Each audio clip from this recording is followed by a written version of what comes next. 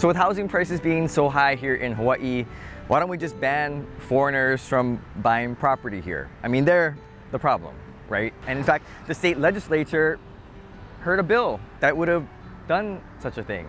And a lot of people came out to testify and offer comments on how they think that would impact the housing market here. Yet the data doesn't seem to support that. And so I want to take a closer look at the data and dispel this foreign investor myth.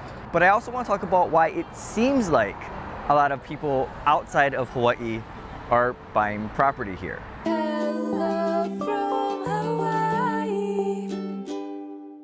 So first, to start with the data. The data from January 2023 to September 2023 by the Department of Business, Economic Development and Tourism shows that 74.7% of homes sold in the state were from local buyers, 23.5% were from mainland buyers, and 1.8% were from foreign buyers. For foreign buyers, that's just 214 homes, with Japanese buyers leading the way. And by the way, the average price for the foreign buyer purchases was $500,000 more than local buyers. So clearly we're not in the same market. I mean, they're shopping for BMWs, and us locals over here, we're just trying to get Honda Civics and Toyota Corollas used with 70,000 miles on it.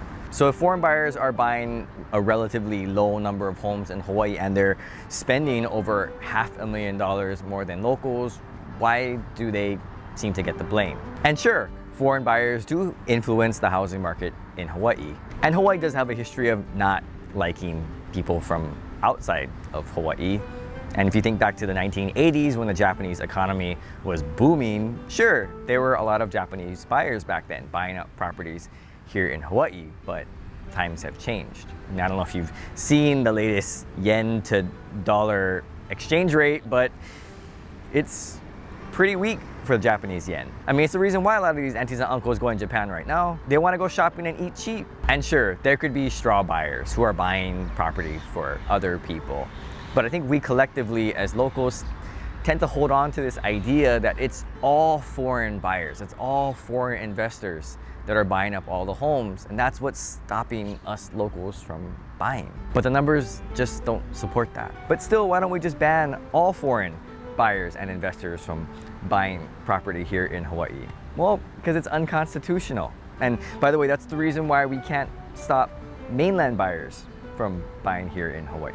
Speaking of mainland buyers, let's talk about them. With most of the purchases coming from buyers in California, where their home prices are also fairly high, and 23.5% of homes being sold to mainland buyers is an impact on the local housing market. But that 23.5% is still not close to the 74.7% of homes being bought by locals. In fact, some people have used this statistic to point out that it's really not the mainland buyers who are at fault for Hawaii's competitive housing market. A 2022 Hawaii housing study claimed that really it wasn't the mainland buyers or outside buyers who are to blame, but a lot of other factors that contribute to Hawaii's housing problem. In fact, the study argued that in recent years, the percentage of local buyers has actually gone up. Now, I've been wanting to talk about this study for a very long time, for over a year, because I want to push back on that claim and some of those figures. Because ultimately, I think they missed something in their analysis. And also, just to pause here, I do recognize that I've used the same set of data to dispel the foreign investor myth, and I'm critical of that data to dispel the idea that local buyers and mainland buyers are not what they seem. So I totally get that. And in looking at the numbers, I do kind of question their validity. I really believe that mainland buyers have a much bigger impact than we're giving credence to. Because sometimes it just feels like there's a lot of mainland buyers. And I know that term feels is very slippery. And by the way, I don't want to seem like I'm against out-of-state buyers buying homes. That's never been my position on this channel. If you can do it legally and you have the means and you've saved up and you're ready to acclimate to life here in Hawaii, by all means go for it. And I also understand that we cannot stop commerce between states for United States citizens. So that's just something that we can't get around. So while the data shows that local buyers make up the super majority of home buyers purchasing homes here in Hawaii, it just doesn't seem that way. And I didn't understand why. And that's purely anecdotal and what I observe and maybe what other people observe. So it's not backed by any hard figures, but I think it's because we have to look at how we're defining the term local buyer. University of Hawaii Assistant Professor of Economics Justin Tyndall stated, "I think it's important to be clear about what the categories are that you choose to use. I think DBED and others usually classify things based mostly on what data is available. Because the address of the buyer is often available in real estate data, it can be easy to classify things into Hawaii resident, mainland resident, foreign resident. This can miss a lot of the nuance. I'm not aware of anyone who has attempted to collect more nuanced data. Looking at things like family connections or previous residence locations would be interesting, but getting that data would be a challenge." In other words, it's not as simple as classifying local buyer, mainland buyer, and foreign buyer. Because I think most local people would tend to think a local buyer is someone who is from Hawaii, whereas realtors, they're just looking at the previous address, and when they check the box, I'm sure they're just saying, oh, okay, they got a Hawaii address. Yeah, they're local buyer. And before we get into an argument about what it means to be local, I do think that we need to recognize the difference between a local buyer and a local buyer in a technical sense. Because when someone moves to Hawaii, rents for a year or two, and then decides to purchase a unit, I don't know if most people here would consider them a local buyer.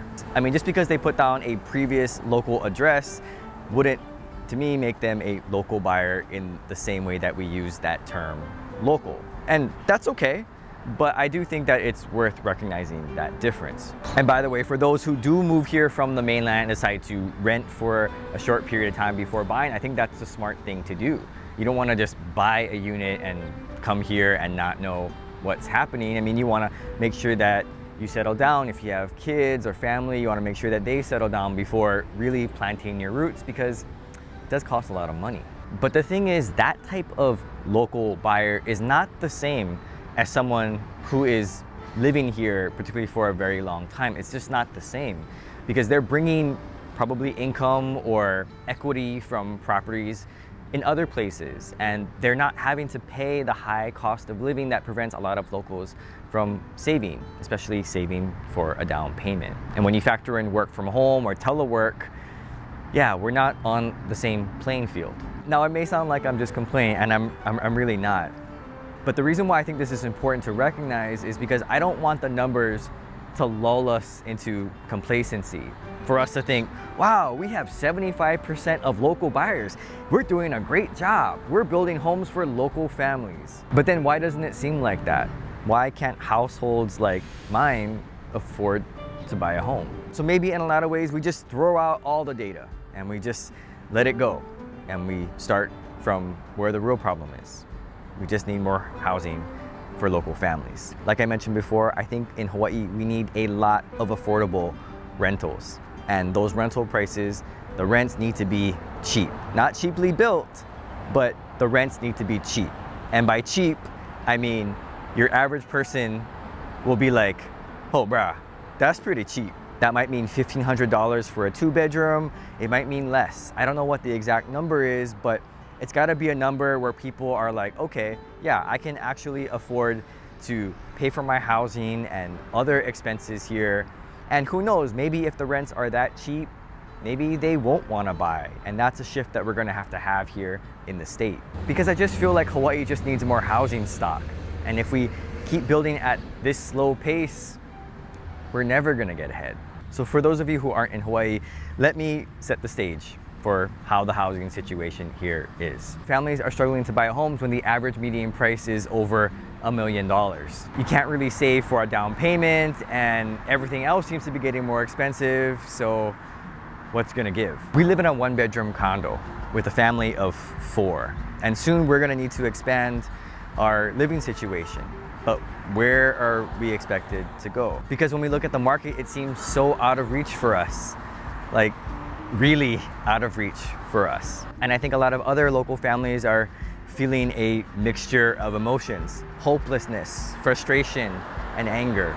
And sometimes out of those emotions, someone's gotta be blamed. It's gotta be the foreign investors, it's gotta be the mainland buyers. And if we keep relying on these local buyer numbers, we're really just fooling ourselves into thinking that local families are able to buy homes here. Because fundamentally, the root cause of the problem is still going to be the same. We just need to build more housing here. And until we do that, it doesn't matter how many percentage of local buyers there are, it's still not going to be enough. So let me know what you think about Hawaii's housing problem in the comments below. Thanks for watching, and aloha. Hello.